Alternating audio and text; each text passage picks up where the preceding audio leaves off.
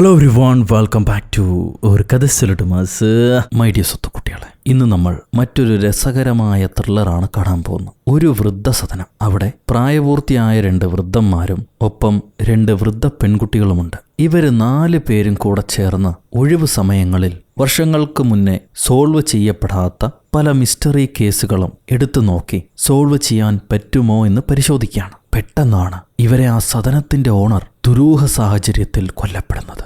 അമ്മോ, എല്ലാവരും ഭയപ്പെട്ടു. പക്ഷെ നമ്മുടെ പിള്ളേര് ഭയപ്പെട്ടില്ല. അവർ ഈ കേസ് അന്വേഷിക്കാൻ തീരുമാനിച്ചു. പൊടുന്നതിന് അടുത്ത ആളും ചത്തുപോയി. ഇനി ഇവര് കേസ് അന്വേഷിക്കുന്നുകൊണ്ടാണോ ഇങ്ങനെ സംഭവിച്ചത് നമുക്കറിയില്ല. വരൂ കൂട്ടുകാരെ, നമുക്ക് ഈ കഥയിലൂടെ പോയി കണ്ടുപിടിക്കാം. എന്നാ പിന്നെ സിനിമയുടെ കഥകൾ കേൾക്കാൻ ഇഷ്ടപ്പെടുന്ന നമ്മുടെ കൂട്ടുകാരെല്ലാവരും ചാനൽ സബ്സ്ക്രൈബ് ചെയ്തോളൂ. നമുക്കിപ്പോൾ ഈ കഥയിലേക്ക് കടക്കാം. ഈ സിനിമയുടെ തുടക്കത്തിൽ ആരോ പഴയൊരു കഥ പറയുകയാണ്. അതിന്റെ ശബ്ദരേഖ കേൾക്കാം. വർഷം 1973 മെയ് മാസം 11-ാം തീയതി രാത്രി 12:48. സെക്കൻഡ് ഷോ സിനിമയും കഴിഞ്ഞ് കാമുകൻ തന്റെ കാമുകിയെ കാണാൻ അവളുടെ വീട്ടിലേക്ക് വന്നുകൊണ്ടിരിക്കുകയാണ്. ആ സമയത്ത് കാമുകിയുടെ വീട്ടിൽ നിന്നും ജനാല പൊളിച്ച് ഒരു പെൺകുട്ടിയുടെ ശരീരം റോഡിലേക്ക് തെറിച്ച് വന്ന് വീഴുന്നത് കാണാം. അവളുടെ വയറ്റിൽ ആരോ കത്തി കൊണ്ട് കുത്തിയിട്ടുണ്ട്. വീണ പെൺകുട്ടിയെ കണ്ട് ആ കാമുകൻ നിലവിളിച്ച് കരയുന്നു. അതവന്റെ കാമുകിയാണ്. പെട്ടെന്നതാ മുഖം മൂടി ധരിച്ച മറ്റൊരു മനുഷ്യൻ ഇവളുടെ വീട്ടിൽ നിന്നും ഓടിപ്പോകുന്നത് കാണാം. ഈ കാമുകൻ പുറകെ ഓടി ചെല്ലുമെങ്കിലും അയാളെ പിടിക്കാൻ കഴിയുന്നില്ല. അയാൾ രക്ഷപ്പെട്ടു. പോലീസ് എത്തുമ്പോഴേക്കും ആ പെൺകുട്ടി മരിച്ചിരുന്നു. ഇതാണ് കേസ്, പഴയൊരു കേസ്. ഈ കേസിനെ പറ്റിയാണ് നമ്മുടെ മുത്തശ്ശനും മുത്തശ്ശിയും ചർച്ച ചെയ്തുകൊണ്ടിരിക്കുന്നത്. ഇത് പ്രസന്റ് ഡേ ആണ്. വ്യാഴാഴ്ചകളിൽ മാത്രമാണ് ഇവർ ഈ കേസിനെ പറ്റിയൊക്കെ ചർച്ച ചെയ്യുക. അതുകൊണ്ട് ഇവരെ ഗ്യാങ്ങിന്റെ പേര് ദ തേഴ്സ്ഡേ മർഡർ ക്ലബ് എന്നാണ്. അതാണ് ഈ സിനിമയുടെ പേരും. ഈ കേസിനെ പറ്റി പറഞ്ഞതിന് ശേഷം നമ്മുടെ അമ്മൂമ്മ പോലീസ് ഈ കേസിന് വിധി എഴുതിയത് കള്ളൻ കയറി കൊലപാതകം ചെയ്തു എന്നാണ്. കള്ളൻ ഇതുവരെ പിടിച്ചിട്ടില്ല. നമ്മുടെ അമ്മൂമ്മയുടെ പേര് എലിസബത്ത്. വേറെ 2 അപ്പൂപ്പന്മാരുണ്ട്. ഇപ്പോൾ ഒരാളുടെ പേര് പിയേഴ്സ് ബ്രോസ്നൻ, മറ്റേത് ഇബ്രാഹിം. ആദ്യത്തെ അപ്പൂപ്പൻ ഒരു ജെയിംസ് ബോണ്ട് നായകനാണ്. എനിക്കൊരുപാട് ഇഷ്ടമാണ് പുള്ളിയെ. നമ്മുടെ ബോണ്ട് അപ്പൂപ്പൻ ചോദിക്കും, കള്ളനാണ് കൊന്നിരുന്നതെങ്കിൽ അവിടെ റോബറി നടന്നതിന്റെ അടയാളങ്ങൾ വേണ്ടേ? അങ്ങനൊന്നും സംഭവിച്ചിട്ടില്ലല്ലോ, അപ്പൊ ഇതിൽ വേറെന്തോ ഒരു കുഴപ്പമുണ്ട്. മറ്റേ അപ്പൂപ്പൻ പറയും, ആ കള്ളനെ കണ്ടു എന്ന് പറയുന്നത് ബോയ് ഫ്രണ്ട് മാത്രമാണ്, മറ്റാരും കണ്ടിട്ടില്ല. അതുകൊണ്ട് എനിക്ക് ബോയ് ഫ്രണ്ടിനെയും സംശയമുണ്ടെന്ന് മൊട്ട അപ്പൂപ്പൻ പറയും. അപ്പോഴാണ് അമ്മച്ചി ആ ബോയ് ഫ്രണ്ടിന്റെ ഡീറ്റെയിൽസ് എടുക്കുന്നത്. പുള്ളിയുടെ പേര് പീറ്റർ മെഴ്സറർ. 25 വയസ്സേ ഉള്ളൂ. ഒരു മെക്കാനിക്കായിരുന്നു. ആർമിയിൽ നിന്നും മുട്ടിന് പരിക്ക് പറ്റിയപ്പോൾ ഇറങ്ങി ഓടിയതാണ്. ഓടി വീട്ടിലേക്ക് വന്നു. മൊട്ടാപ്പൂപ്പൻ പറയും, അങ്ങനെയാണെങ്കിൽ പുള്ളിക്ക് ട്രോമ ഉണ്ടാവാനുള്ള സാധ്യതയുണ്ട്. അതുകൊണ്ട് തന്നെ കൊലപാതകം ചെയ്യാനുള്ള ചാൻസും ഉണ്ട്. ഇതിൽ സംശയിക്കുന്ന മറ്റൊരു വിഷയം കൂടെ എന്താണെന്ന് വെച്ചാൽ, പോലീസുകാർ ഇയാളെ ക്വസ്റ്റ്യൻ ചെയ്തതിന് ശേഷം ഇയാൾക്കെതിരെ എവിഡൻസ് ഒന്നും ഉണ്ടായിരുന്നില്ല. എന്നാലും പിന്നെ അയാൾ ആരും കണ്ടിട്ടില്ല. പുള്ളിക്കാരൻ മൺമറഞ്ഞുപോയി. അതുകൊണ്ട് എന്തായാലും ആ പീറ്ററെ സംശയിക്കേണ്ടതുണ്ട്. ഇത് പറഞ്ഞു കഴിഞ്ഞിട്ട് മൊട്ടാപ്പൂപ്പൻ കത്തിക്കുത്തേറ്റ് വീണ പെണ്ണിനെ യഥാസമയം ആശുപത്രിയിൽ എത്തിച്ചിരുന്നെങ്കിൽ രക്ഷപ്പെടുത്താൻ കഴിയുമായിരുന്നു. അതുകൂടെ നമ്മൾ ചെക്ക് ചെയ്യേണ്ടതിരിക്കുന്നു. ഫയലിലെ ഫോട്ടോഗ്രാഫൊക്കെ നോക്കിയിട്ട് അമ്മച്ചി പറയും, പെൺകുട്ടി മരിച്ചത് വീണത് കൊണ്ടല്ല, കത്തിയുടെ ആഴത്തിലുള്ള മുറിവുകൊണ്ടാണ്. രക്തം വാർന്നാണ് മരിച്ചിരിക്കുന്നത്. അങ്ങനെയാണെങ്കിൽ ആശുപത്രിയിൽ കൊണ്ടുപോകാനുള്ള സമയമുണ്ടായിരുന്നു. പക്ഷെ അതിനെക്കുറിച്ച് കൂടുതൽ അറിയണമെങ്കിൽ ഒരു മെഡിക്കൽ എക്സ്പേർട്ടിന്റെ അഡ്വൈസ് നമുക്ക് വേണമെന്ന് പറയും അമ്മൂമ്മ. ഇതവര് പറഞ്ഞതിന് ശേഷമാണ് ഈ അപ്പൂപ്പനും അമ്മൂമ്മയൊക്കെ താമസിക്കുന്ന ആ വലിയ വൃദ്ധസദനം നമുക്ക് കാണിക്കുന്നത്. അതൊരു സാധാരണ ഓൾഡേജ് ഹോമല്ല. കാശുള്ള അമ്മൂമ്മനും അമ്മൂമ്മയൊക്കെ താമസിക്കുന്ന ഒരു പ്രത്യേക തരം ഹോമാണ്. ഒരാൾക്കൊരു മുഴുവൻ ഫ്ലാറ്റിൽ താമസിക്കാം. വർക്കിംഗ് പീപ്പിൾ താമസിക്കുന്ന ഹോസ്റ്റല് പോലത്തെ ഒരു ഹോം.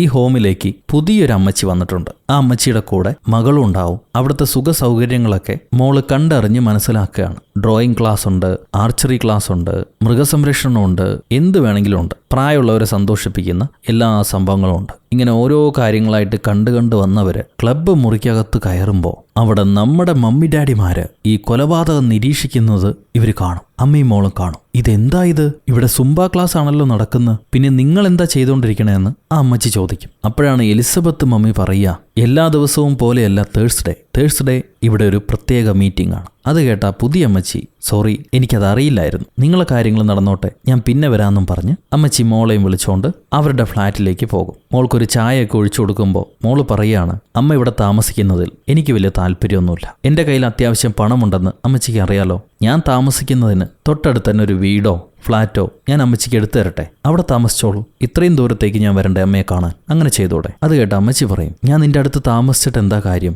നിനക്ക് തുടർച്ചയായിട്ട് എന്നെ കാണാൻ വരാൻ പറ്റില്ലല്ലോ. നീ തിരക്കാണ്, ഞാൻ ഒറ്റപ്പെട്ടു പോകും. ഇവിടെയാണെങ്കിൽ എനിക്ക് പുതിയ കൂട്ടുകാരൊക്കെ ഉണ്ടാവും, ആരോടെങ്കിലും സംസാരിച്ചിരിക്കാം. അതുകൊണ്ട് ഇവിടെയാണ് നല്ലത്, ഞാൻ ഇവിടെ തന്നെ ഇരുന്നോളാന്ന് അമ്മച്ചി പറയാണ്. അപ്പൊ മോള്, ഞാൻ മമ്മിയെ നിർബന്ധിക്കുന്നില്ല, അമ്മയെ ആലോചിച്ചുള്ള വിഷമം കൊണ്ട് പറഞ്ഞതാ, ഇവിടെയാണ് സന്തോഷമെങ്കിൽ ഇവിടെ തന്നെ ഇരുന്നോളൂ എന്നും പറഞ്ഞ് ബൈ പറഞ്ഞ് മോൾ ഇറങ്ങിപ്പോവുക. അത് കഴിയുമ്പോൾ മറ്റൊരു അമ്മൂമ്മയുടെ ബർത്ത്ഡേ ഒക്കെ കാണിക്കുന്നുണ്ട്. ആഘോഷിക്കാൻ വേണ്ടി പേരക്കുട്ടികളും മക്കളും മരുമക്കളും ഒക്കെ വന്നിട്ടുണ്ട്. ഈ സമയത്താണ് നമ്മുടെ അന്വേഷണ സംഘം, വൃദ്ധസംഘം നേരെ പുതിയ അമ്മച്ചിയുടെ അടുത്തേക്ക് വരുന്നു. എന്നിട്ട് എലിസബത്ത് മമ്മി പറയും, മേഡം, നേരത്തെ നിങ്ങൾ ഞങ്ങളുള്ള മുറിയിൽ വന്നപ്പോൾ ആ ഡെഡ് ബോഡിയുടെ ഫോട്ടോ കണ്ടിരുന്നു. എന്നിട്ട് നിങ്ങൾ പേടിച്ചില്ല. അപ്പൊ തന്നെ മനസ്സിലായി നിങ്ങൾ മെഡിക്കൽ രംഗത്ത് വർക്ക് ചെയ്തിട്ടുണ്ടാകും എന്ന്. ആ ഒരു സംശയം തീർക്കാൻ വേണ്ടി വന്നതാ. ഇത് കേട്ട ആ അമ്മച്ചി പറയും, സംശയപ്പെടണ്ട, ഞാനൊരു നഴ്സ് തന്നെയായിരുന്നു, ഇപ്പൊ റിട്ടയർഡ് ആണ്. ഇത് കേട്ട മമ്മി ഡാഡിമാര് അവരെ സ്വയം പരിചയപ്പെടുത്തും. നമ്മുടെ പ്രണയകുമാരൻ ബോണ്ട് നായകൻ അമ്മച്ചിക്ക് ഒരു മുത്തം കൊടുക്കുന്നുണ്ട്, കൈമുത്തം. പ്ലേ ബോയ് സ്വഭാവം മാറിയിട്ടില്ല താത്തന്, പഴയ ബോണ്ടല്ലേ. എന്നിട്ട് ഇവര് ഞങ്ങൾക്കൊരു കാര്യം ചോദിക്കാനുണ്ടെന്നും പറഞ്ഞ് ആ പെൺകുട്ടി, കൊല്ലപ്പെട്ട പെൺകുട്ടിയുടെ പടം കാണിച്ചു കൊടുക്കുക. കുത്തേറ്റ പെൺകുട്ടി ആ പരിക്കിൽ നിന്നും രക്ഷപ്പെടാൻ എന്തെങ്കിലും സാധ്യത ഉണ്ടായിരുന്നോ എന്നവര് അമ്മച്ചിയോട് ചോദിക്കും. അപ്പൊ പുതിയ അമ്മച്ചി ആ പടം നോക്കിയിട്ട്, കുത്തേറ്റ ഭാഗം അത്രയ്ക്ക് ഡേഞ്ചർ ഏരിയ അല്ല, രക്തം വാർന്നാണ് മരണപ്പെട്ടിട്ടുണ്ടാവുക. ബോഡിയുടെ ഭാരം കൂടെ അറിഞ്ഞാലേ ശരിക്കുള്ള വിവരം പറയാൻ പറ്റുള്ളൂ. മൊട്ടാപ്പൂവൻ പറയും 46 കിലോ ആണ് ആ പെൺകുട്ടിയുടെ ഭാരം. അങ്ങനെയാണെങ്കിൽ സർവൈവ് ആവാനുള്ള സാധ്യത ഉണ്ടെന്ന് നഴ്സമ്മച്ചി പറയും. ഒരുപാട് സമയം കിടത്താതെ ഉടനെ കൊണ്ടുപോയിട്ടുണ്ടെങ്കിൽ രക്ഷപ്പെടുത്താനുള്ള സാധ്യതയുണ്ട്. ഇതെല്ലാം കേട്ട എലിസബത്ത് അമ്മച്ചി, നിങ്ങളുടെ സഹായത്തിന് വളരെ നന്ദി, നിങ്ങളെപ്പോലൊരാൾ ഞങ്ങളുടെ ടീമിലുണ്ടെങ്കിൽ ഒരുപാട് ഉപകാരമായി. അതുകൊണ്ട് ഞങ്ങളുടെ തേഴ്സ്ഡേ ക്ലബിലേക്ക് നിങ്ങളെ ഞങ്ങൾ ക്ഷണിക്കുകയാണ്. ചേരാൻ നിങ്ങൾക്ക് താല്പര്യമുണ്ടോ? ഇത് കേട്ട പുതിയ അമ്മച്ചിക്ക് ഭയങ്കര എക്സൈറ്റ്മെന്റ് ആയി. ആണോ, ഉറപ്പായും ഞാൻ നിങ്ങളുടെ കൂടെ ഉണ്ടെന്ന് ആ അമ്മച്ചി പറയും. അവിടെ നിന്ന് സീൻ കട്ട് ചെയ്താൽ ഒരു ബെൻസ് ജീവാഗൻ, അതായത് കാശുകാരനാണെന്ന് സാരം, ഇത് ഓടിച്ചു പോകുന്ന കണ്ണട വെച്ചൊരു മിഡിൽ ഏജ് മാൻ. പുള്ളിക്കാരൻ ഭയങ്കര ദേഷ്യത്തിൽ സംസാരിച്ചുകൊണ്ടിരിക്കുകയാണ് വക്കീലിനോട്. സംഭവം, ഇയാളെ ഭാര്യ ഡിവോഴ്സ് വേണമെന്ന് പറഞ്ഞ് ഇയാൾക്കെതിരെ പരാതിപ്പെട്ടിരിക്കുന്നു. പെണ്ണിന് ഏകദേശം ഡിവോഴ്സ് കിട്ടുന്ന രീതിയിലാണ് കോടതിയിലെ നടപടികൾ പോകുന്നത്. ഡിവോഴ്സ് ആവുകയാണെങ്കിൽ ഇയാളെ സ്വത്തിന്റെ പകുതി ഭാര്യയ്ക്ക് കൊടുക്കേണ്ടി വരും, ചിലപ്പോൾ കൂടുതലും കൊടുക്കേണ്ടി വരും. ഭാര്യയാണെങ്കിൽ കാറും ഇയാൾ താമസിക്കുന്ന വീടും പിന്നെ ഏതോ ഒരു എസ്റ്റേറ്റും, ഇതെല്ലാം ഡിമാൻഡ് ചെയ്തിരിക്കുക. രക്ഷപ്പെടാൻ വല്ല വഴിയുണ്ടോ എന്ന് ഇയാൾ വക്കീലിനോട് ചോദിക്കുന്നുണ്ട്. വക്കീൽ പറയും, ഒരു വഴിയില്ല. ഇത് കേട്ട ആള് ദേഷ്യത്തോടെ ഒരു ചെറിയ കാഫ്റ്റീരിയയിലേക്ക് വരുന്നു. അവിടെ ഒരു പുറംനാട്ട് പണിക്കാരനുണ്ടാവും, നമ്മുടെ നാട്ടിലെ ബംഗാളി പണിക്കാരനെ പോലെ. അവരെ നാട് UK ആണ്. പോളണ്ടിൽ നിന്ന് വന്നിട്ടുള്ള ഒരു പണിക്കാരനുണ്ടാവും. പുള്ളിക്കാരനെയാണ് ഈ മുതലാളി കാണാൻ പോയിരിക്കുന്നത്. മുതലാളി അയാളോട് പറയും, എനിക്ക് എത്രയും പെട്ടെന്ന് എൻ്റെ സ്വത്തുക്കളെല്ലാം വിറ്റ് അത് പണമാക്കേണ്ട ആവശ്യമുണ്ട്. അതുകൊണ്ട് എൻ്റെ പേരിലുള്ള സെമിത്തേരി ഇല്ലേ, അത് നമുക്ക് ക്ലിയർ ചെയ്യണം, എന്നിട്ട് ആ ലാൻഡ് വിൽക്കണം. അതുപോലെ വൃദ്ധസദനവും ഇടിച്ചിട്ട് അവിടെ ഒരു ഫ്ലാറ്റ് പണിയാനാണ് ഉദ്ദേശിക്കുന്നത്. ഇത് കേട്ട ജോലിക്കാരൻ പറയും, അവിടെ വയസ്സായ ഒരുപാട് പേര് താമസിക്കുന്നില്ലേ, അവരെങ്ങനെ ഒഴിവാക്കാനാ, അവർക്കിത് ഇഷ്ടപ്പെടില്ല. അതിന് മുതലാളി, അവർക്ക് ഇഷ്ടപ്പെടുമോ ഇല്ലയോ, അതെന്റെ ലാൻഡാണ്, അവരൊഴിഞ്ഞു പോയേ തീരൂ, അവരെന്ത് വേണമെങ്കിലും കാണിച്ചോട്ടെ, അതെനിക്ക് വിഷയമുള്ള കാര്യമല്ല. ഒരൊറ്റ പ്രശ്നം, നമ്മുടെ ടോണി കർണാണ്. അയാളും ഈ പ്രോപ്പർട്ടിയുടെ ഒരു ഷെയർ ഹോൾഡറാണ്. അയാളെ ഞാൻ സമ്മതിപ്പിച്ചേനെ, പക്ഷേ പുള്ളിക്കാരന്റെ ആന്റി ഇതേ ഓൾഡ് ഏജ് ഹോമിൽ താമസിക്കുന്നുണ്ട്. അതുകൊണ്ടാണ് എനിക്ക് എന്താ ചെയ്യേണ്ടതെന്നറിയാത്തത്. എന്തായാലും ആ സെമിത്തേരി നമുക്ക് ആദ്യം ഇടിക്കണം. അത് അയാൾ ചെയ്യില്ല, ഞാൻ ആ ജോലി നിന്നെയാണ് ഏൽപ്പിക്കുന്നത്. നിനക്ക് അത്യാവശ്യം വേണ്ട പണം അതിന്ന് കിട്ടും. ഇത് കേട്ട ജോലിക്കാരൻ പറയും, ആ സെമിത്തേരി ഇടിച്ചാൽ എന്തായാലും കുഴപ്പങ്ങൾ ഉണ്ടാവും, പക്ഷെ നിങ്ങൾ തരുന്ന ജോലി ആയതുകൊണ്ട് ഞാൻ ചെയ്യാം. അതിനൊത്ത പണം എനിക്ക് വേണം. എനിക്കിപ്പോൾ പണത്തിന് അത്യാവശ്യമാണ്. എൻ്റെ അമ്മ സുഖമില്ലാതിരിക്കുകയാണ് പോളണ്ടിൽ, അവർക്ക് വേണ്ട പണം ഞാൻ അയച്ചു കൊടുക്കണം. ഇത് കേട്ട മുതലാളി പറയും, നിനക്ക് വലിയ പ്രശ്നങ്ങളില്ലാതെ ഞാൻ നോക്കിക്കോളാം. ഞാൻ പറയുന്ന സമയത്ത് സെമിത്തേരിയിലേക്ക് വരിക, 1-2 കല്ലറകൾ പൊളിച്ചിടുക, അതാദ്യം ചെയ്താൽ മതി, ബാക്കി കാര്യങ്ങൾ ഞാൻ നോക്കിക്കോളാം എന്ന് മുതലാളി പറയും. അപ്പൊ ഈ ജോലിക്കാരൻ ടോണി കറൻ കുറച്ച് ഡേഞ്ചർ ആയിട്ടുള്ള ആളാണ്. അയാൾ മാത്രം എന്നെ എന്തെങ്കിലും ചെയ്യാതെ നോക്കണേ എന്ന് പറയുന്നുണ്ട്. മുതലാളി, ഞാനും ഡേഞ്ചറാണ്, നീ പേടിക്കണ്ടെന്ന് പറയും. അങ്ങനെ അവര് ഡീൽ ഉറപ്പിച്ച് പിരിയുന്നു. അവിടെ നിന്ന് കട്ട് ചെയ്താൽ ഈ ടോണി കറൻ എന്ന പഴയൊരു ഗാങ്സ്റ്ററെയാണ് കാണിക്കുന്നത്. പുള്ളിക്കാരൻ ഇപ്പോൾ റിട്ടയർഡായി. ഈ ഓൾഡ് ഏജ് ഹോമിന്റെ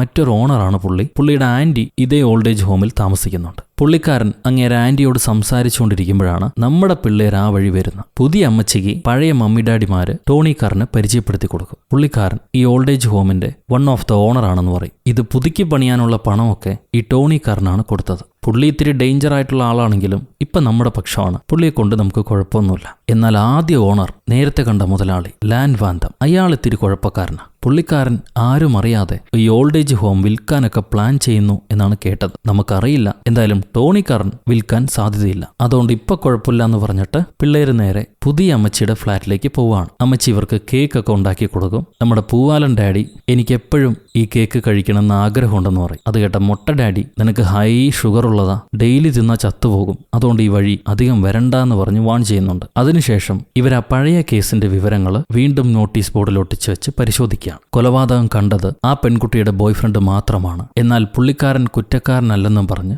പഴയ പോലീസ് വിധിയെഴുതി. അന്ന് ഈ കേസ് അന്വേഷിച്ചിരുന്ന പോലീസ് സംഘത്തിലെ ഒരു ലേഡി പോലീസുകാരിയാണ് DI പെന്നി. ആ പോലീസുകാരി മാത്രം ഇയാളെ വീണ്ടും സംശയിച്ച് ഒരിക്കൽ കൂടി ചോദ്യം ചെയ്യാൻ വിളിച്ചു വരുത്തണമെന്ന് പറഞ്ഞു. എന്നാൽ അതിന് മറ്റ് പോലീസുകാർ തയ്യാറായില്ല. അത് കഴിഞ്ഞ് കുറച്ച് ദിവസത്തിനുള്ളിൽ തന്നെ ഈ പീറ്റർ എന്ന ആൺ സുഹൃത്ത് കാണാതാവുകയും ചെയ്തു. ഇതുവരെ അയാളെക്കുറിച്ച് ഒരു വിവരമില്ല. ഇതെല്ലാം കേട്ട പുതിയ നഴ്സമ്മച്ചി ഈ കേസുകളൊക്കെ വളരെ കോൺഫിഡൻഷ്യൽ ആണല്ലോ, അതെങ്ങനെ നിങ്ങളുടെ കയ്യിൽ കിട്ടിയെന്ന് ചോദിക്കും. അത് കേട്ട എലിസബത്ത് ചേച്ചി പറയാണ്, ഞാൻ പറഞ്ഞ പെന്നി എന്ന ലേഡി ഓഫീസർ മറ്റാരുമല്ല, നമ്മുടെ ഒരു കൂട്ടുകാരിയാണ്. ഇതേ ഓൾഡ് ഏജ് ഹോമിൽ താമസിക്കുന്ന മറ്റൊരു കൂട്ടുകാരി. എന്നാൽ അവരിപ്പോൾ കോമ സ്റ്റേജിലായതുകൊണ്ട് നമ്മളോട് സംസാരിക്കാനോ നമ്മുടെ അടുത്തേക്ക് വരാനോ കഴിയില്ല. നിങ്ങൾ ഇവിടെ വരുന്നതിന് മുന്നേ ഈ ടീം രൂപീകരിച്ചത് അവരാണെന്ന് പറയും. അത് കഴിഞ്ഞ് പഴയ ലേഡി പോലീസിനെ കാണിക്കുന്നുണ്ട്. ആ അമ്മച്ചി ഭർത്താവിനൊപ്പമാണ് ഈ ഓൾഡ് ഏജ് ഹോമിൽ താമസിക്കുന്നത്. അവർക്ക് കുട്ടികളൊന്നുമില്ല. എല്ലാ സമയത്തും ഭർത്താവ് കൂടെ ഉണ്ടാവും. എന്തെങ്കിലും കഥകൾ പറഞ്ഞു കൊടുത്തുകൊണ്ടിരിക്കും. ഇടയ്ക്കിടെ എലിസബത്ത് അവരെ കാണാൻ പോകാറുണ്ട്. പുതിയ കേസിനെ പറ്റിയുള്ള വിവരങ്ങളൊക്കെ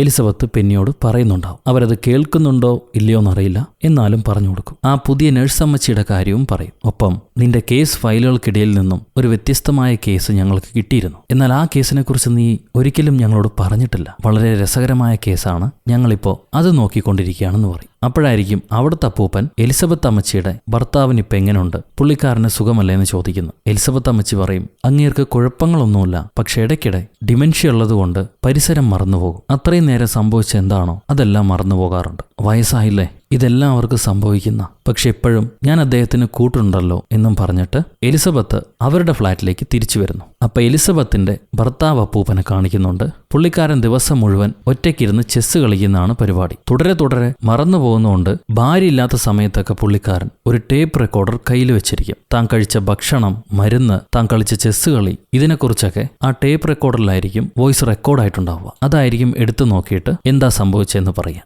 അപ്പൂപ്പനും അമ്മൂമ്മയും ഒരു ഉമ്മയൊക്കെ വെക്കുന്നുണ്ട്. അത് കഴിഞ്ഞ് അവർ ഭക്ഷണം കഴിക്കാൻ പോകുന്നു, കിടന്നുറങ്ങുന്നു. പിറ്റേ ദിവസം ഈ ഓൾഡ് ഏജ് ഹോമിലേക്ക് ഒരു പോലീസുകാരി വരുന്നുണ്ട്. ആ പോലീസുകാരി തന്നെ പരിചയപ്പെടുത്തും. I am PC Dona D Freitas. അടുത്തുള്ള പോലീസ് സ്റ്റേഷനിൽ നിന്നുമാണ് ഞാൻ ഇന്ന് നിങ്ങൾക്ക് വേണ്ടി പ്രാക്ടിക്കൽ ഹോം സെക്യൂരിറ്റിയുടെ ടിപ്സ് തരാൻ വേണ്ടി വന്നിരിക്കുകയാണ്. അത് വയസ്സായവർക്ക് വളരെ അനിവാര്യമാണെന്ന് പറയും. ഇത് കേട്ട ഒരമ്മച്ചി, നിങ്ങൾ ശരിക്കും പോലീസുകാരിയാണോ എന്ന് ചോദിക്കുന്നുണ്ട്. പോലീസ് ചേച്ചി പറയും, തീർച്ചയായിട്ടും, കോട്ടൊക്കെ ഇട്ടിട്ടുണ്ട്, കണ്ടില്ലേ, ഞാൻ ഒറിജിനൽ പോലീസാണെന്ന്. അപ്പൊ എലിസബത്ത് അമ്മച്ചി, അങ്ങനെ ഒറിജിനൽ പോലീസ് ആണെങ്കിൽ എനിക്ക് നിങ്ങളോടൊരു ചോദ്യം ചോദിക്കാനുണ്ട്. ഒരു ആൺകുട്ടി തന്റെ കാമുകിയെ കൊന്നു കളഞ്ഞിട്ട് നാട് വിട്ടോടി രക്ഷപ്പെട്ടു പോയി. അയാളെ ഇതുവരെ പോലീസുകാർ കണ്ടുപിടിച്ചിട്ടില്ല. ഒരു മിസ്സിംഗ് പേഴ്സണെ ഇത്രയും കാലമായിട്ട് കണ്ടുപിടിച്ചിട്ടില്ലെങ്കിൽ പോലീസ് ആ കേസ് ക്ലോസ് ചെയ്തോ? എത്ര നാളായിരിക്കും ഒരു മിസ്സിംഗ് കേസ് പോലീസുകാർ വെച്ചോണ്ടിരിക്കുക? അതിന്റെ വിവരങ്ങൾ നിങ്ങൾ ഞങ്ങൾക്ക് പറഞ്ഞു തരണം. ഇത് കേട്ട പോലീസുകാർ പറയും, ആക്ച്വലി അതിനെക്കുറിച്ചൊന്നും എനിക്കറിയില്ല, ഞാൻ ഇങ്ങോട്ട് വന്നത് ഹോം സേഫ്റ്റിയെ പറ്റി ക്ലാസ് എടുക്കാനാണ്, അതിനെപ്പറ്റി എന്തെങ്കിലും ചോദിച്ചൂടെ? അപ്പോൾ എലിസബത്ത് അമ്മച്ചി, ഹോം സേഫ്റ്റിയെ പറ്റിയൊക്കെ ഞങ്ങൾ LKG തന്നെ പഠിച്ചിട്ടുണ്ട്. ബട്ടൺ അമർത്താനും തീ പിടിച്ചാൽ ഓടാനും ഒക്കെ ഞങ്ങൾക്കറിയാം. നിങ്ങൾ വേറെ എന്തെങ്കിലും ഉണ്ടെങ്കിൽ ഞങ്ങളെ പഠിപ്പിക്കും. ഇത് കേട്ട പോലീസുകാരി, എന്നാ പിന്നെ സേഫ്റ്റി അലർട്ട് ബ്രേസ്ലെറ്റിനെ കുറിച്ച് പഠിപ്പിച്ചരാമെന്നും പറഞ്ഞ് പുള്ളിക്കാരി ചെന്ന് ബാഗിനകത്ത് എന്തോ തപ്പിക്കൊണ്ടിരിക്കുക. അപ്പോഴായിരിക്കും പോലീസുകാരിയുടെ വാഹനം ഈ വൃദ്ധസദനത്തിൽപ്പെട്ട പാർക്കിങ്ങുകാർ ലോക്ക് വെച്ചിട്ട് പോകുന്ന കാണുന്നു. അനധികൃതമായി പാർക്ക് ചെയ്തതുകൊണ്ട് പാർക്കിങ്ങുകാർ അതിനെ ലോക്ക് ചെയ്തിരിക്കുക. ഇത് കണ്ട പോലീസുകാർ പറയും, ഞാനൊരു പോലീസുകാരിയാ, അതെന്റെ കാറാ, നിങ്ങൾ അങ്ങനെ ഒരു പോലീസുകാരെ ഇങ്ങനെ ലോക്ക് ചെയ്യരുത്, അത് കുറ്റമാണ്. ഇത് കേട്ട ബോണ്ട് ഡാഡി പറയും, നിങ്ങൾ പോലീസല്ല, ഇംഗ്ലണ്ടിന്റെ രാജാവാണെങ്കിൽ പോലും ഈ സദനത്തിന്റെ പാർക്കിംഗ് ലോട്ടിൽ അനധികൃതമായി പാർക്ക് ചെയ്താൽ അവർ ലോക്ക് ചെയ്യും. അതാണ് ഈ നാട്ടിലെ നിയമം. അതിനെ എതിർക്കാൻ ആർക്കും കഴിയില്ല. എന്തായാലും അവരുടെ നാട്ടിൽ കുറെ വൃത്തിയുള്ള സ്വതന്ത്ര നിയമങ്ങളുണ്ട്. എന്തായാലും കാർ ഇനി പാർക്കിങ്ങിൽ നിന്ന് ക്ലിയർ ആയിട്ട് കിട്ടാൻ 1 മണിക്കൂർ സമയമെടുക്കും. ആ സമയത്ത് ചെന്ന് നമുക്ക് ലഞ്ച് കഴിക്കാമെന്നും പറഞ്ഞ് അപ്പൂപ്പന്മാര് ഈ പോലീസുകാരെയും വിളിച്ച് നേരെ കാഫ്റ്റീരിയയിലേക്ക് പോകുന്നു. അപ്പൊ എന്തെങ്കിലും സംസാരിക്കാൻ വേണ്ടി മൊട്ട ഡാഡി പോലീസുകാരിയോട്, എന്നെ കാണുമ്പോൾ എത്ര പ്രായം തോന്നിക്കുന്നുണ്ട് എന്ന് ചോദിക്കും. പോലീസുകാർ പറയും, ഒരു 78 തോന്നിക്കുന്നുണ്ട്, പക്ഷെ കണ്ടാ പറയില്ല എന്ന്. അപ്പൊ മൊട്ട ഡാഡി, അത്രയും തോന്നിക്കുന്നുണ്ടോ? ഞാൻ ഡെയിലി എക്സസൈസ് എക്സസൈസ് ഒക്കെ ചെയ്യുന്നുണ്ടല്ലോ, എന്നിട്ടും എനിക്ക് പ്രായക്കുറവ് തോന്നിക്കുന്നില്ല. അതിന് പോലീസുകാർ പറയും, നിങ്ങളുടെ ശരീരം കാണുമ്പോൾ ഒരുപാട് പ്രായം തോന്നിക്കുന്നില്ല, പക്ഷെ കൈകൾ കണ്ടാൽ അറിയാം ഒരു മനുഷ്യന്റെ പ്രായം. അത് അവരുടെ പ്രായം കാണിച്ചു കൊടുക്കും. അങ്ങനെ ഒരു സത്യം ഉണ്ടല്ലേ. പണ്ടൊരു ചേച്ചി എന്നെ പറ്റിച്ചാണ്. അപ്പോഴേ അവരെ കൈകൾ കണ്ടപ്പോഴേ എനിക്ക് സംശയം ഉണ്ടായിരുന്നു. സംസാരിച്ചുകൊണ്ടിരിക്കുമ്പോൾ നഴ്സ് അമ്മച്ചി പോലീസുകാരിയോട്, ഇങ്ങനെ പോലീസിൽ സാധാരണ ജോലിയും ട്രാഫിക് ജോലിയൊക്കെ ചെയ്യുന്നതുകൊണ്ട് നിങ്ങൾക്ക് ബോറടിക്കുന്നില്ല എന്ന് ചോദിക്കും. അതിനാ പോലീസുകാരി, തീർച്ചയായിട്ടും കുറെ നാളായില്ലേ ഇങ്ങനെ രസകരമല്ലാത്ത ജോലി ചെയ്തുകൊണ്ടിരിക്കുന്നു. ശരിക്കും ഒരു ക്രൈം ഇൻവെസ്റ്റിഗേറ്റ് ചെയ്യണമെന്നാണ് എൻ്റെ ആഗ്രഹം. അതാണെങ്കിൽ നടക്കുന്നുമില്ല. നിങ്ങളൊക്കെ കല്യാണം കഴിഞ്ഞാണോ എന്ന് അത് കഴിഞ്ഞ് പോലീസുകാർ ചോദിക്കും. നമ്മുടെ സുന്ദരൻ ഡാഡി 2 തവണ കഴിഞ്ഞാണ്, 2 തവണയും ഡിവോഴ്സ് ആയി എന്ന് പറയും. മൊട്ട ഡാഡി നിത്യബ്രഹ്മചാരിയാണ്, ഇതുവരെ കെട്ടിയിട്ടില്ല. അങ്ങേരൊരു സൈക്യാട്രിസ്റ്റ് ആയിരുന്നു. സുന്ദരൻ ഡാഡി ആണെങ്കിൽ ഒരു ബിസിനസ്സുകാരന്. പിന്നെ എലിസബത്ത് എന്ത് ജോലിയാണ് ചെയ്തിരുന്നതെന്ന് ചോദിക്കുമ്പോൾ ഇന്റേണൽ അഫയേഴ്സ് ആണെന്ന് പറയും. അതിനെപ്പറ്റി കാര്യമായിട്ടൊന്നും പറയുന്നില്ല. എന്തായാലും ഗവൺമെന്റിന് വേണ്ടി കാര്യമായ എന്തോ ഒരു ജോലിയാണ് ചെയ്തിരിക്കണേന്ന് മനസ്സിലായി. അങ്ങനെ ഭക്ഷണം എല്ലാം കഴിച്ച് പോലീസുകാർ തിരിച്ച് സ്റ്റേഷനിലേക്ക് പോവാണ്. പോകുന്ന വഴിയെ ഈ ഓൾഡ് ഏജ് ഹോം കാണാൻ നല്ല രസമുണ്ട്, ഇവിടുത്തെ മനുഷ്യരും കൊള്ളാം, എനിക്കും പ്രായമാകുമ്പോൾ ഞാനും ഇവിടെ തന്നെ വന്ന് താമസിക്കാനാണ് തീരുമാനിച്ചിരിക്കണേന്ന് പറയും. നമുക്ക് ഇതുപോലെ കുറെ ഓൾഡ് ഏജ് ഹോമുകൾ പണിയാണ്. വയസ്സാകുമ്പോൾ പിള്ളേരെ ബുദ്ധിമുട്ടിക്കാതെ പോയി കഴിയാലോ. ഇപ്പോഴത്തെ പിള്ളേരെ കണ്ടാലും സംശയമാണ്, നോക്കുമെന്ന്. ഈശ്വര, ഒരു 5-6 കൂടി പെറ്റുവിട്ടിരുന്നെങ്കിൽ.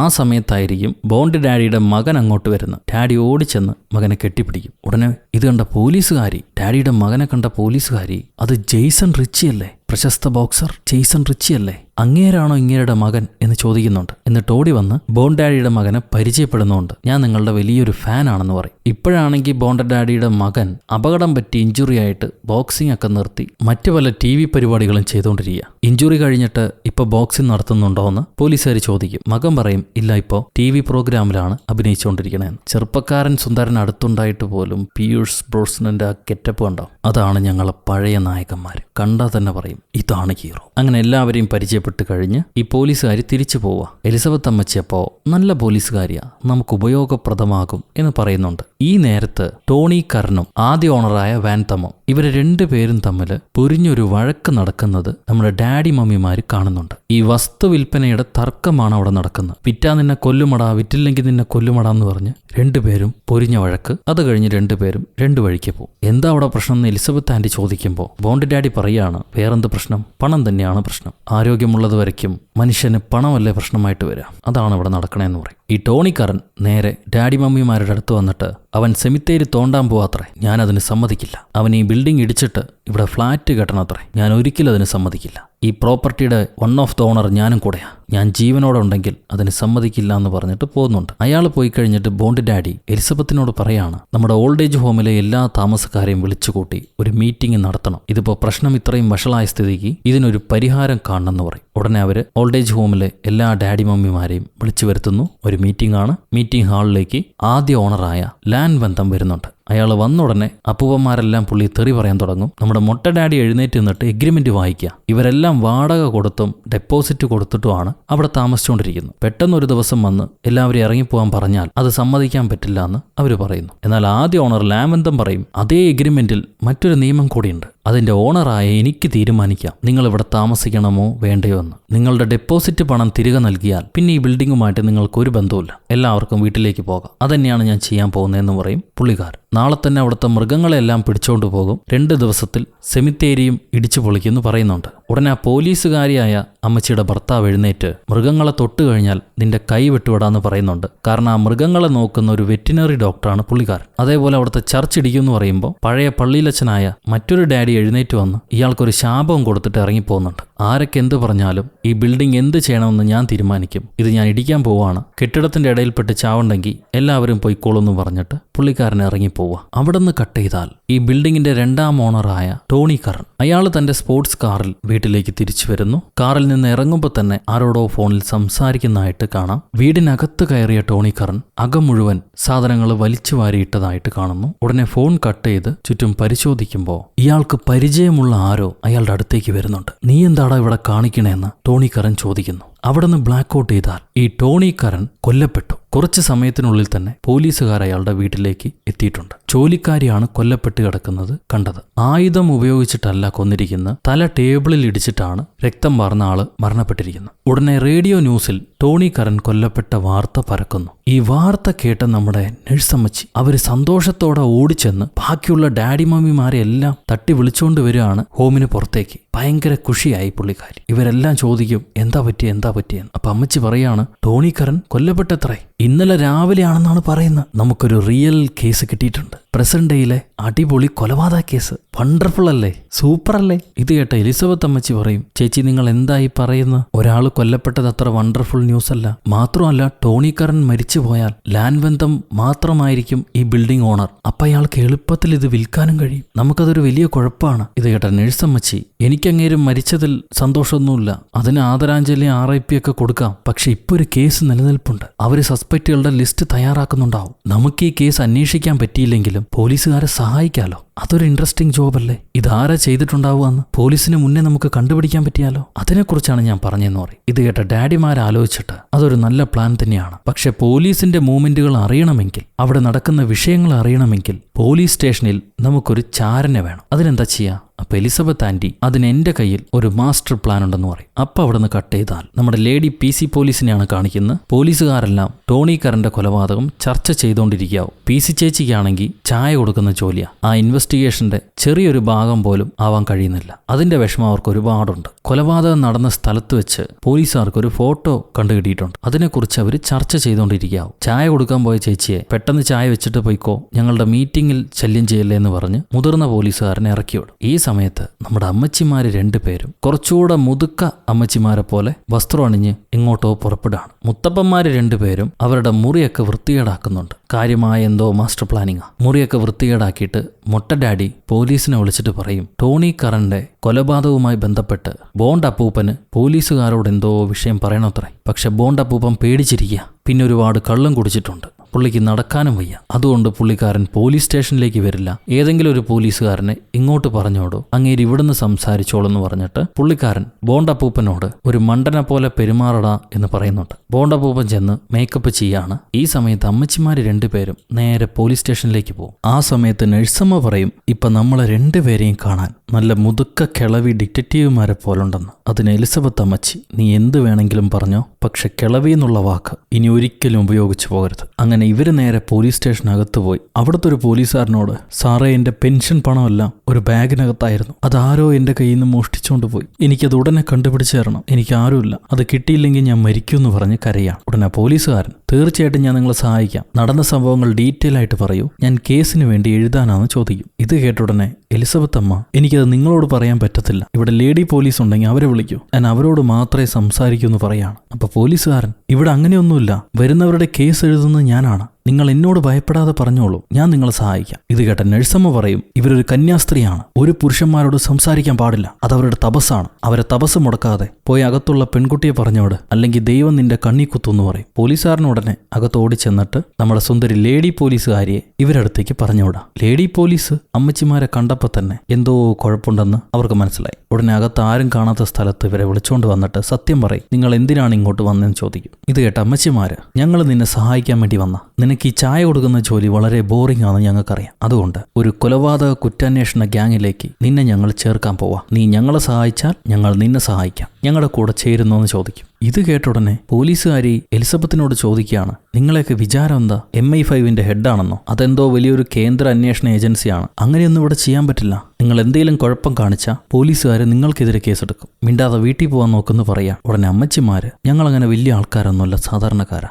പക്ഷേ ഞങ്ങൾ എന്തായാലും ഈ കേസ് അന്വേഷിക്കും, മറ്റാരുടെയും കേസല്ല, ടോണി കറന്റെ കൊലപാതകം, ആ കേസിനകത്തെ പോലീസുകാരുടെ വിവരങ്ങൾ നീ ഞങ്ങളോട് പറഞ്ഞു തരികയാണെങ്കിൽ ഞങ്ങൾ അന്വേഷിക്കുന്ന വിവരങ്ങൾ ഞങ്ങൾ നിനക്കും പറഞ്ഞുതരാം. ഇത് കേട്ട പോലീസുകാർ പറയും എനിക്ക് നിങ്ങളെ സഹായിക്കാൻ പറ്റില്ല, കാരണം ആ അന്വേഷണ ടീമിൽ ഞാൻ ഉൾപ്പെടുന്നില്ല, ഞാൻ ഇവിടുത്തെ അടിച്ചുതളിക്കാരിയാണ്. അതിന് അമ്മച്ചിമാര് ഒന്നുകൊണ്ടും പേടിക്കണ്ട, അടുത്ത അരമണിക്കൂറിനുള്ളിൽ നീ അന്വേഷണ ടീമിനകത്ത് കയറും, അത് കഴിഞ്ഞിട്ട് ഞങ്ങളെ സഹായിച്ചാൽ മതി എന്നും പറഞ്ഞ് അമ്മച്ചിമാര് സ്റ്റേഷനിൽ നിന്ന് പുറത്തിറങ്ങി ഡാഡിമാരെ വിളിച്ച് ചോദിക്കുകയാണ് കാര്യങ്ങളെല്ലാം ഓക്കെ ആണെന്ന്. മൊട്ട ഡാഡി പറയും ഇവിടെ എല്ലാം സെറ്റാണെന്ന്. അങ്ങനെ അത് പറഞ്ഞുകൊണ്ടിരിക്കുമ്പോഴാണ് ഈ ടോണി കറന്റെ കേസ് അന്വേഷിക്കുന്ന ആ മൂത്ത പോലീസുകാരൻ ഈ ഡാഡിമാരെ കാണാൻ വന്നിരിക്കുന്നു. സംഭവം ആ കേസുമായി ബന്ധപ്പെട്ട എന്തോ വിവരം നമ്മുടെ ബോണ്ട് അപ്പൂപ്പൻ അറിയാമെന്നല്ല പറഞ്ഞിരുന്നു, അതന്വേഷിക്കാനാണ് പുള്ളിക്കാരൻ വന്നിരിക്കുന്നത്. പുള്ളി വന്ന ഉടനെ പോലീസ് പോലീസ് എനിക്ക് പോലീസിനെ പേടിയാണ്, ഞാൻ പോലീസുകാരോട് സംസാരിക്കില്ല എന്നും പറഞ്ഞ് ബോണ്ട് ഡാഡി നിലവിളിക്കും. അപ്പൊ പോലീസുകാരൻ നിങ്ങൾക്ക് അറിയാവുന്ന വിവരം എന്തോ ഉണ്ടല്ലോ അത് ചോദിക്കാൻ വേണ്ടിയിട്ടാണ് ഞാൻ വന്നിരിക്കണേന്ന് പറയാണ്. അതിന് ബോൺ ഡാഡി, ഞാൻ നിങ്ങളോട് സംസാരിക്കില്ല. നിങ്ങളെ സ്റ്റേഷനിൽ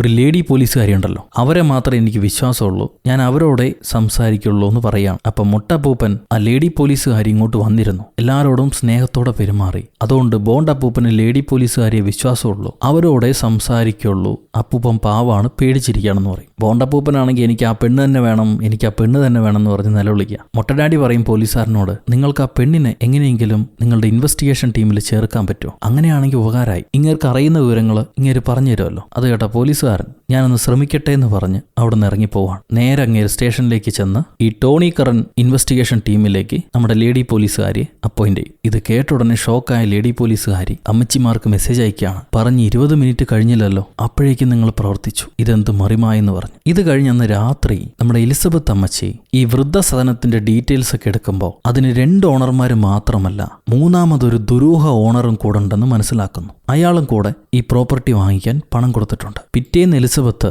നഴ്സമ്മയെ കണ്ടിട്ട്, ഞാൻ ഇന്നലെ എനിക്ക് കിട്ടിയ സോഴ്സ് വെച്ച് ഒരു വിവരം കണ്ടുപിടിച്ചു, നമ്മുടെ സദനത്തിന് മൂന്നാമതൊരു ഓണർ കൂടെ ഉണ്ട്. അവരെ കൂടുതൽ ഡീറ്റെയിൽസ് എനിക്ക് എടുക്കാൻ കഴിയുന്നില്ല. അതൊരു പ്രൈവറ്റ് ഓഡിറ്റിംഗ് ഗ്രൂപ്പാണ് ഹാൻഡിൽ ചെയ്യുന്നത്. നിങ്ങളുടെ മകൾ ഫിനാൻസിലല്ലേ വർക്ക് ചെയ്യുന്നത്, അവളോട് ചോദിച്ച് ഈ സദനത്തിന്റെ ഫിനാൻഷ്യൽ ഡീറ്റെയിൽസ് എടുത്തുതരാൻ പറ്റുമോ? അങ്ങനെ ശ്രമിക്കുകയാണെങ്കിൽ ഉപകാരമായി എന്ന് എലിസബത്ത് അമ്മച്ചി പറയുന്നു. നഴ്സമ്മ, ഞാൻ തീർച്ചയായിട്ടും ശ്രമിച്ചു നോക്കാമെന്ന് മറുപടി പറയുന്നുണ്ട്. നഴ്സമ്മ ആ സമയത്ത് ഒരു മനുഷ്യന്റെ പോർട്രേറ്റ് വരച്ചുകൊണ്ടിരിക്കുക. ശരിക്കും പുള്ളിക്കാരന് കുറച്ച് തുണിയുണ്ട്, പക്ഷെ അമ്മൂമ്മയുടെ പടത്തിൽ തുണിയില്ല. ഒരു പ്രത്യേക കലാകാരിയാണ്. അത് കഴിഞ്ഞ് നഴ്സമ്മ മകളെ വിളിച്ച് ഈ വൃദ്ധസദനത്തിന്റെ ഫിനാൻഷ്യൽ റെക്കോർഡുകൾ എടുത്തുതരാൻ പറയാണ്. ഞങ്ങളുടെ കേസുമായി ബന്ധപ്പെട്ട് അതിന്റെ ഒരു ആവശ്യമുണ്ട്. എന്നാൽ മകൾ ആദ്യം സമ്മതിക്കില്ല. അവള് പറയാം അത് കോൺഫിഡൻഷ്യൽ ആയിട്ടുള്ള മാറ്ററാണ്, അതൊന്നും തൊട്ടു നോക്കാൻ പറ്റില്ല. ഉടനെ അമ്മച്ചി ദേഷ്യപ്പെടും. പെറ്റ തള്ളയ്ക്ക് കഞ്ഞി പോലും കൊടുക്കാത്ത നാറി, നീ മാസത്തിൽ 2 തവണയെങ്കിലും എന്നെ ഒന്ന് കാണണ്ടോടി, എല്ലാ സമയത്തും അവളുടെ ഒരു തിരക്ക് മാത്രം, നീ കാരണമാണ് ഞാൻ ഇവിടെ ഒന്ന് താമസിക്കുന്നത്. നിന്നെ ജനിപ്പിച്ചുകൊണ്ട് എനിക്ക് എന്തെങ്കിലും ഒരു ഉപകാരമുണ്ടോ? അതിലും ഭേദം ജനിച്ച ഉടനെ വിഷം വെച്ച് കൊല്ലുന്നായിരുന്നു. ഇതെല്ലാം കേട്ട് കഴിഞ്ഞിട്ട് മോള് പറയും, ഞാൻ ചെയ്തു തരാം, ഇനി അമ്മ നിലവിളിക്കണ്ട. അങ്ങനെ അതും കറക്റ്റായി.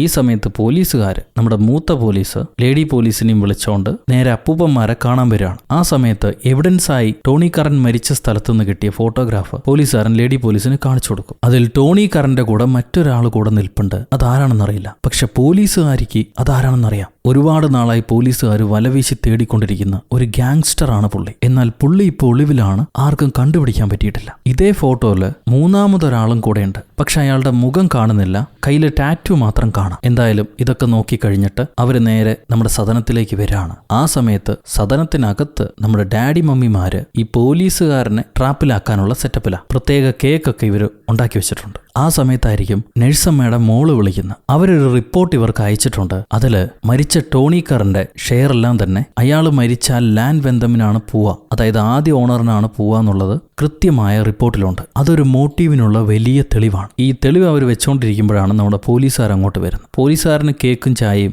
ഇവർ കഴിക്കാൻ കൊടുത്തിട്ട് ബോണ്ടാഡി പറയും, ടോണി കറിന്റെ വീട്ടിൽ സെക്യൂരിറ്റി സിസ്റ്റം ഉണ്ട്, അതുകൊണ്ട് അയാളെ അറിയാത്ത ആരും അവിടെ കയറി അയാളെ ആക്രമിക്കാനുള്ള സാധ്യതയില്ല. അറിയുന്ന ആരെങ്കിലും ആയിരിക്കണം അയാൾ ഉപദ്രവിച്ചിട്ടുണ്ടാവുക. ഇതെന്റെ മകനാണ് പറഞ്ഞത്. മകൻ അയാളുടെ വീട്ടിൽ സെക്യൂരിറ്റി സിസ്റ്റം ഉണ്ടെന്ന് ഉള്ളത് അറിയാമായിരുന്നു. അവര് തമ്മിൽ പരിചയമുണ്ടെന്ന് ബോണ്ടാഡി പോലീസുകാരനോട് പറയും. അത് കേട്ട പോലീസുകാരൻ, അങ്ങനെയാണെങ്കിൽ നിങ്ങളെ മകനോടും എനിക്ക് കുറച്ച് സംസാരിക്കാനുണ്ട്, അങ്ങേരെ കാണാൻ പറ്റുമോ എന്ന് ചോദിക്കുന്നുണ്ട്. കാണാൻ പറ്റും, തീർച്ചയായിട്ടും, അവൻ ഇങ്ങോട്ട് വരാറുണ്ടെന്ന് ഡാഡി പറഞ്ഞുകൊണ്ടിരിക്കുക. ആ സമയത്ത് എലിസബത്ത് അമ്മച്ചി ഈ മരണം ഏത് സമയത്താണ് നടക്കുന്നത്, എത്ര മണിക്കാണ് നടക്കുന്നത്, അത് മനസ്സിലാക്കിയാൽ ലാൻഡ് ബന്ധം അങ്ങോട്ട് പോയിട്ടുണ്ടോന്ന് നമുക്ക് കണ്ടുപിടിക്കാന്ന് പറയും. ഇത് കേട്ട പോലീസുകാരൻ, ഇല്ല, അങ്ങനെയുള്ള വിവരങ്ങളൊന്നും പോലീസുകാർക്ക് നാട്ടുകാരോട് പറയാൻ പറ്റില്ല, അത് കോൺഫിഡൻഷ്യൽ മാറ്റർ ആണെന്ന് പറയാം. ഇത് കേട്ട അമ്മച്ചി പറയും, എന്നാൽ പോലീസുകാർ അറിയാത്തൊരു കാര്യം ഞാൻ പറയട്ടെ. ഈ കെട്ടിടത്തിന് 2 ഓണർമാർ മാത്രമല്ല, മൂന്നാമത് മറ്റൊരു ഓണർ കൂടെയുണ്ട്. അതാർക്കും അറിയില്ല, ഞങ്ങൾ കണ്ടുപിടിച്ചതാ. അതിന്റെ റെക്കോർഡ് എന്റെ കയ്യിലുണ്ട്. മാത്രമല്ല, ടോണി കറൻ മരിച്ചാൽ ഷെയർ മുഴുവൻ പോകുന്നത് ലാൻഡ് വെന്തമിനാണ്.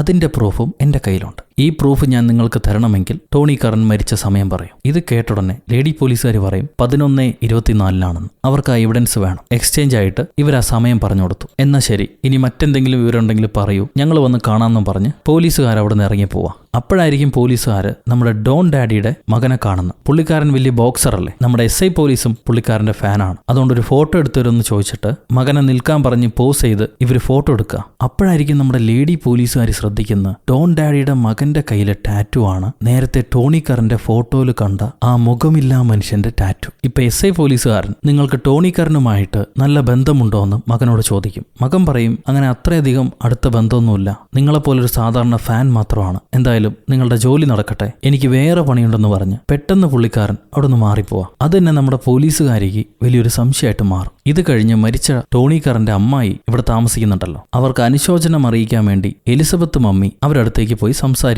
അവരെ നഷ്ടത്തിന് അവരോട് സോറിയൊക്കെ പറയും. അപ്പോഴായിരിക്കും പുള്ളിക്കാരിക്ക് ആരോ കുറച്ച് പൂക്കൾ സമ്മാനമായിട്ട് കൊടുത്തിരിക്കുന്ന കാണാം. ഇത് ആരയച്ചതാണെന്ന് എലിസബത്ത് ആ അമ്മായിയോട് ചോദിക്കുന്നുണ്ട്. അമ്മായി പറയും, ടോണി കറിന്റെ പഴയൊരു കൂട്ടുകാരനാണ്, ടോണിക്ക് ഈ പൂക്കൾ ഇഷ്ടമായിരുന്നു, അയാളാണ് അയച്ചെന്ന് പറയാണ്. എലിസബത്ത് അമ്മായി ആ പൂക്കളിൽ വെച്ചിട്ടുള്ള ഒരു കാർഡ് നോക്കുന്നുണ്ട്. അതിൽ ലവ് ഫ്രം BT എന്ന് മാത്രം എഴുതിയിരിക്കുക. ആരാണ് അയച്ചത് എന്ന മുഴുവൻ പേരില്ല. ഈ സമയത്ത് ബോണ്ടാഡിയുടെ മകൻ പുള്ളിക്കാരൻ ഡാഡിയോട് ദേഷ്യപ്പെട്ട് അവിടെ നിന്ന് ഇറങ്ങിപ്പോവാ. സംഭവം എന്താണെന്ന് വെച്ചാൽ മകനിപ്പോൾ ജോലിയും കൂലിയൊന്നുമില്ല. പണ്ടാണെങ്കിൽ ബോക്സറായിരുന്നു, ഇപ്പൊ കാലൊടിഞ്ഞുകൊണ്ട് TV-യിൽ ഒരു കോമാളിയായിട്ട് അവതരിപ്പിച്ചുകൊണ്ടിരിക്കുക. അത് അച്ഛൻ ഇഷ്ടമല്ല, അതുകൊണ്ട് അച്ഛൻ എന്നെ നാണം കെടുത്താന്നും പറഞ്ഞ് പുള്ളിക്കാരൻ അച്ഛനെ ചീത്ത പറയുന്നു. എന്നാൽ അച്ഛൻ അങ്ങനെ വിചാരിച്ചിട്ടില്ല. കാലൊടിഞ്ഞതുകൊണ്ട് എന്താ, ഒരു കാലത്ത് നീ നല്ല ബോക്സറായിരുന്നല്ലോ, ഇപ്പൊ സർവൈവലിന് വേണ്ടി നമ്മൾ പല ജോലിയും ചെയ്യണം. ഞാൻ എന്റെ മകനെ ആലോചിച്ച് നാണിക്കുന്നില്ല, നീ എനിക്ക് എപ്പോഴും പ്രൗഡാണെന്ന് ഡാഡി പറയുന്നുണ്ട്. പക്ഷെ മകൻ ദേഷ്യപ്പെട്ട് ബൈക്ക് എടുത്തുകൊണ്ട് പോകും. ഈ സമയത്ത് പോലീസുകാരിയും പോലീസുകാരനും തിരിച്ചവരെ സ്റ്റേഷനിലേക്ക് പോവാം. ആ സമയത്ത് പോലീസുകാരി പറയും, സാറേ,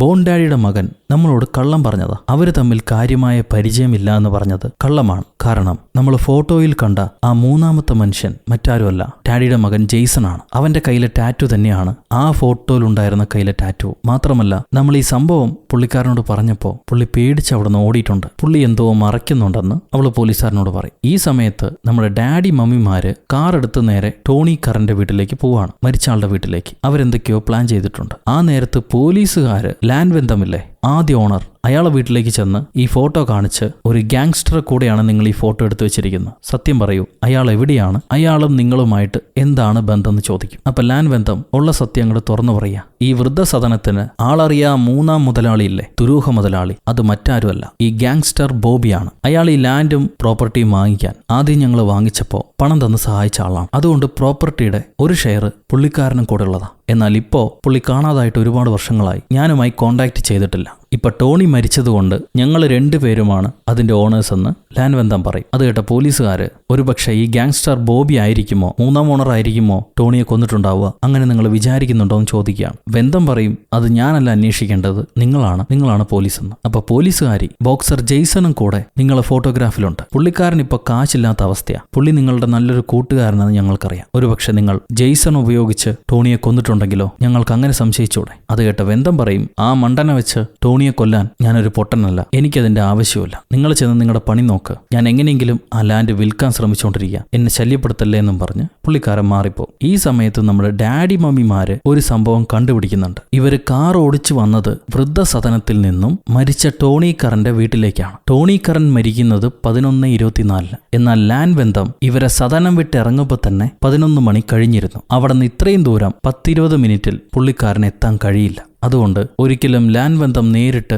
ഈ കൊലപാതകം ചെയ്തിരിക്കാനുള്ള സാധ്യതയില്ല. സോ പുള്ളിക്കാരനെ കുറ്റക്കാരനാക്കാൻ പറ്റില്ല എന്നുള്ളത് ഡാഡി മമ്മിമാര് കണ്ടുപിടിച്ചു. എന്നിട്ട് അവർ അത് ഉടനെ നമ്മുടെ ലേഡി പോലീസിന് മെസ്സേജ് അയക്കുന്നുണ്ട്. ലേഡി പോലീസ് അത് SIയോട് പറയും. ഇത് കേട്ട SI ദേഷ്യപ്പെടുകയാണ്. ആ തള്ളക്കിളവന്മാർ എന്ത് കണ്ടിട്ട് ഇതൊക്കെ പറയുന്നു? ഞാൻ 30 വർഷമായി ഈ ജോലി ചെയ്യുന്നു, എനിക്കറിയാം ഈ കേസ് എങ്ങനെ കണ്ടുപിടിക്കേണ്ടത്. എല്ലാ തെളിവും ലാൻഡ് ബന്ധത്തിനെതിരെയാണ്. അയാൾ അവിടെ ചെന്ന് കൊലപാതകം ചെയ്തിരിക്കാനുള്ള സാധ്യതയുണ്ട്. നമ്മുടെ അന്വേഷണ ടീം ഇപ്പൊ വരും, അവരോട് ചോദിച്ച് മനസ്സിലാക്കാമെന്നും പറഞ്ഞ് ഇവർ കാത്തിരിക്കുമ്പോൾ 2 പോലീസുകാർ വരുന്നുണ്ട്. ലാൻഡ് ബന്ധം 11:24 അവിടെ എത്തിയിട്ടുണ്ടാവുമോ ഇല്ലയോ, അതാണ് എൻ്റെ ചോദ്യം എന്ന് ചോദിക്കുമ്പോൾ ആ പോലീസുകാർ പറയും, ഇല്ല സാർ, ആ സമയം കൊണ്ട് അവിടെ എത്താൻ പറ്റില്ല, ലാൻഡ് ബന്ധമല്ല കൊലയാളിയെന്ന് പോലീസുകാർ പറയുകയാണ്. എല്ലാവരും ഇറങ്ങി പോകിനടാന്നും പറഞ്ഞ് SI പോലീസുകാരൊക്കെ ചീത്ത പറയും. അവിടെ നിന്ന് കട്ട് ചെയ്താൽ അന്ന് വൈകിട്ട് നമ്മുടെ എലിസബത്ത് അമ്മച്ചി എങ്ങോട്ടോ പോയി തിരിച്ചു വരികയാണ്, സദനത്തിലേക്ക് തിരിച്ചു വരാം. ആ നേരത്തായിരിക്കും ലേഡി പോലീസ് വിളിച്ച്, ടോണി കറിന്റെ വീട്ടിൽ നിന്നും ഞങ്ങൾക്കൊരു ഫോട്ടോ കിട്ടിയിട്ടുണ്ട്, അതിൽ ബോബി എന്ന് പറഞ്ഞൊരു ഗ്യാങ്സ്റ്റർ ഉണ്ട്, പുള്ളിക്കാരനാണത്രേ ആ ആളറിയാ മൂന്നാം മുതലാളി,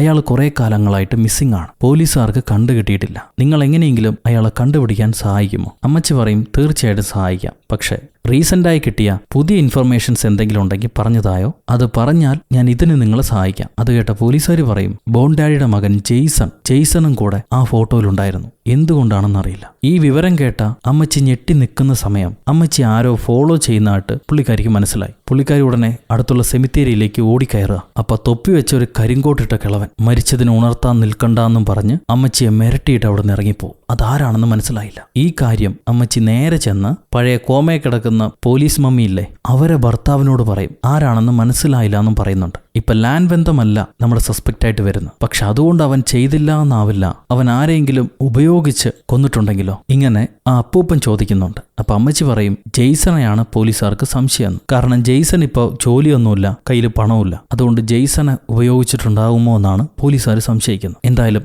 നമുക്ക് കാത്തിരിക്കാം. എന്തെങ്കിലും വിവരങ്ങൾ കിട്ടാതിരിക്കില്ല. നാളത്തെ പ്രൊട്ടസ്റ്റിന് നിങ്ങളെല്ലാം തയ്യാറായിക്കോളൂ എന്ന് അമ്മച്ചി ആ മൃഗഡോക്ടർ അപ്പൂപ്പനോട് പറയുന്നുണ്ട്. സംഭവം നാളെ പ്രൊട്ടസ്റ്റ് നടക്കാൻ പോവുകയാണ്. നാളെയാണ് ലാൻ ബന്ധം ആ സെമിത്തേരി ഇടിക്കാൻ ശ്രമിക്കാൻ പോകുന്നു. എന്നാൽ നമ്മുടെ അപ്പനമ്മൂമ്മമാര് അയാളെ സെമിത്തേരിക്കകത്ത് കയറ്റില്ല എന്നും പറഞ്ഞ് പിറ്റേ ദിവസം സെമിത്തേരിയുടെ മുന്നിൽ വലിയൊരു സമരം നടത്തുക. അപ്പൊ ഈ ലാൻ ബന്ധം 2 JCBയും അയാളുടെ ബെൻസ് കാറുമായിട്ട് അങ്ങോട്ട് വരുന്നുണ്ട്. അവരെ നാട്ടിലെ JCBയും നമ്മുടെ JCB ഒക്കെ ഒരേപോലെ ഉണ്ടല്ലേ, പേര് മാത്രം വേറെന്തോ എഴുതി വെച്ചിട്ടുണ്ട്. ഈ സമരക്കാര് നിൽക്കുന്ന കണ്ട് ആ ലാൻഡം ഓണർ പണിക്കാരനോട് പറയും, നീ അവരാരും കാണാതെ സെമിത്തേരിക്കകത്ത് ചെന്ന് ഏതെങ്കിലും 1-2 കല്ലെങ്കിലും പൊട്ടിച്ചിട്. കാരണം ലീഗലി ഇന്ന് ജോലി നടന്നു എന്ന് നമുക്ക് കാണിക്കേണ്ടതുണ്ട്. നേരിട്ട് ചെന്നാൽ അവന്മാര് തടയും. അതുകൊണ്ട് ഒളിച്ചു പോന്ന് പറഞ്ഞിട്ട് അയാളെ പറഞ്ഞു വിട്ടതിന് ശേഷം ഈ ഓണർ നമ്മുടെ അപ്പൂപ്പന്മാരുടെ അടുത്തേക്ക് വരികയാണ്. നിങ്ങൾ ഈ കാണിക്കുന്ന തോന്നിയാസാണ്, എല്ലാവരും ഇവിടുന്ന് ഒഴിഞ്ഞു പോകണമെന്ന് പറയുമ്പോൾ ഈ പ്രദേശം ഞങ്ങൾക്ക് സ്വന്തമാണ്, ഞങ്ങളത് നിങ്ങൾക്ക് വിട്ടുതരില്ല, മരണം വരെ പോരാടെന്ന് പറഞ്ഞിട്ട് ഇവര് നിലവിളിക്കാം. ഇങ്ങനെ എന്റെ പ്രോപ്പർട്ടിയാണെന്നും പറഞ്ഞ് സെമിത്തേരിയിലേക്ക് എൻട്രാവാൻ നോക്കുന്നുണ്ട്. പള്ളിയിൽ അച്ഛൻ അതിന് സമ്മതിക്കില്ല. അതുപോലെ തന്നെ ബോൺ ഡാഡിയുടെ മകൻ ജെയ്സനും സമ്മതിക്കില്ല. ജെയ്സനെ കാണുമ്പോൾ ലാൻഡം പറയും, നീ ഇത്രയും കാലം എന്റെ കൂടെ നിന്നിട്ട് ഇപ്പൊ എന്നെ തിരിച്ചു കുത്താൻ നോക്കുന്നോടാ, നിനക്ക് നന്ദിയില്ലേ എന്ന്. ജെയ്സൺ പറയും, നിന്റെ തോന്നിയാസത്തിന് ഞാൻ കൂട്ടു നിൽക്കില്ല, ഇവിടെ എന്റെ അച്ഛനും താമസിക്കുന്നുണ്ടെന്ന്. എന്നിട്ട് അവരിങ്ങനെ സമരം ചെയ്തുകൊണ്ടിരിക്കുക. ആ സമയത്ത് എലിസബത്ത് അമ്മച്ചി സെമിത്തേരിക്കകത്ത് പുതിയൊരു പണിക്കാരൻ പണിയെടുക്കുന്ന കാണും. അമ്മച്ചി മെല്ലെ നൈസായി അകത്ത് ചെന്നിട്ട്, മോനെ, ഞാൻ നിന്നെ എവിടെയോ കണ്ടിട്ടുണ്ടല്ലോ, നിന്റെ പേര് ബോഗ്ഡൻ എന്നല്ലേ, നീ ഇവിടെയൊക്കെ ജോലി ചെയ്യുന്ന ആ ബംഗാളി ചെറുക്കനല്ലേ എന്ന് ചോദിക്കും. അപ്പൊ ഈ പണിക്കാരൻ എഴുന്നേറ്റ്, അതെ അമ്മച്ചി, ഞാൻ ഈ ഗ്രാമത്തിൽ ജോലി ചെയ്യുന്ന ബോഗ്ഡൻ ആണെന്ന് പറയും. അപ്പൊ അമ്മച്ചി, എന്റെ പേര് മരീന എന്നാണ്, ഞാൻ ഇവിടെയാണ് താമസിക്കണേന്ന് പറയുക. അത് കേൾക്കുമ്പോൾ ബോഗ്ഡൻ, എന്റെ അമ്മയുടെ പേര് മരീന എന്നാണ്, അവര് പോളണ്ടിലാണ്, കുറെ നാളെ കണ്ടിട്ടില്ല, ഞാൻ അവരെ മിസ് ചെയ്യുന്നുണ്ടെന്ന് ആ പണിക്കാരൻ പറയും. അപ്പൊ അമ്മച്ചി, പിന്നെന്താ, നീ അവരെ മിസ് ചെയ്യുന്നുണ്ടെങ്കിൽ പോയി കണ്ടുകൂടെ, ഇനി ഇവിടെ നിൽക്കുന്ന എന്തുകൊണ്ടാന്ന് ചോദിക്കുകയാണ്. അപ്പൊ ബോഗ്ഡൻ പറയും, ഞാൻ ഇംഗ്ലണ്ടിലേക്ക് വരാനുള്ള കാരണം തന്നെ അമ്മയ്ക്ക് സുഖമില്ലാത്തതുകൊണ്ടാണ്, അവർക്ക് വേണ്ടിയാണ് ഞാൻ ഇങ്ങോട്ട് വന്നത്. അപ്പൊ നമ്മുടെ എലിസബത്ത് അമ്മച്ചി പോളണ്ട് ഭാഷയിൽ ഈ ജോലിക്കാരനോട് സംസാരിക്കാൻ തുടങ്ങും. അവിടുത്തെ ടൗണിൽ നല്ല സൂപ്പ് കിട്ടുമല്ലോ, ഞാൻ കഴിച്ചിട്ടുണ്ടെന്ന് അമ്മച്ചി പറയുകയാണ്. അമ്മ പോളിഷ് സംസാരിച്ചപ്പോ പണിക്കാരനും അമ്മ ഇഷ്ടപ്പെട്ടു. പുള്ളിക്കാരനും 1-2 കാര്യങ്ങൾ അങ്ങോട്ടും ഇങ്ങോട്ടും സംസാരിക്കുകയാണ്. അപ്പൊ അമ്മച്ചി ചോദിക്കും, നീ ടോണിക്ക് വേണ്ടിയല്ലേ ജോലി ചെയ്തോണ്ടിരുന്നത്, ഇപ്പോ ലാൻ വെന്തമിന് വേണ്ടി ജോലി ചെയ്യാൻ തുടങ്ങിയോ? അത് കേട്ട പണിക്കാരൻ പറയാണ്, അതെ, ഈ ജോലി ഞാൻ വെന്തമിന് വേണ്ടിയാണ് ചെയ്യുന്നത്. ഈ സെമിത്തേരി പൊളിക്കാനുള്ള കോൺട്രാക്ട് ഞാൻ വെന്തമിന്റെ കയ്യിൽ നിന്നാണ് എടുത്തിരിക്കുന്നത്. അത് കേട്ട അമ്മച്ചി, ടോണി മരിക്കുന്നതിന് മുന്നേ ആണോ നീ വെന്തമിന്റെ അടുത്ത് പോയത്, അതോ മരിച്ചു കഴിഞ്ഞിട്ടാണോ എന്ന് ചോദിക്കുന്നുണ്ട്. പണിക്കാരൻ പറയും, ടോണി മരിക്കുന്നതിന് മുന്നേ തന്നെ ഞാൻ ഈ കോൺട്രാക്ട് ഏറ്റെടുത്തിരുന്നു. നിങ്ങൾ എന്നെ സംശയിക്കുന്നുണ്ടോ? അത് കേട്ട അമ്മച്ചി, എനിക്ക് നിങ്ങളെ സംശയമൊന്നുമില്ല, എല്ലാവരെയും പോലെ ഒരു ക്യൂരിയോസിറ്റി കൊണ്ട് ചോദിച്ചതാ. ടോണിയുടെ മരണം കൊണ്ട് വെന്തമിന് ഒരുപാട് ലാഭമുണ്ടെന്ന് എനിക്കറിയാം. അതുകൊണ്ട് വെന്തമാണോ ടോണിയെ കൊന്നതെന്ന് എല്ലാവർക്കും സംശയമുണ്ട്. ഇനി ഞാനൊരു കാര്യം ചോദിക്കട്ടെ, വെന്തം ടോണിയെ കൊല്ലാൻ നിന്നോട് പറഞ്ഞിരുന്നോ? അങ്ങനെ എന്തെങ്കിലും ഉണ്ടായിട്ടുണ്ടോ? പണിക്കാരൻ പറയും, ഇല്ല, ഒരിക്കലുമില്ല. ഇനിയിപ്പോൾ അങ്ങനെ തന്നെ ടോണിയെ കൊല്ലാൻ എനിക്ക് കോൺട്രാക്ട് തന്നിട്ടുണ്ടെങ്കിലും ഞാനത് ചെയ്യില്ല, എനിക്ക് ജീവനോടെ തിരിച്ചു പോകണം. ഇത് കേട്ട് കഴിഞ്ഞ അമ്മച്ചി ചിരിച്ചുകൊണ്ട് തിരിച്ചു വരികയാണ് സമരപ്പന്തലിലേക്ക്. അവിടെയാണെങ്കിൽ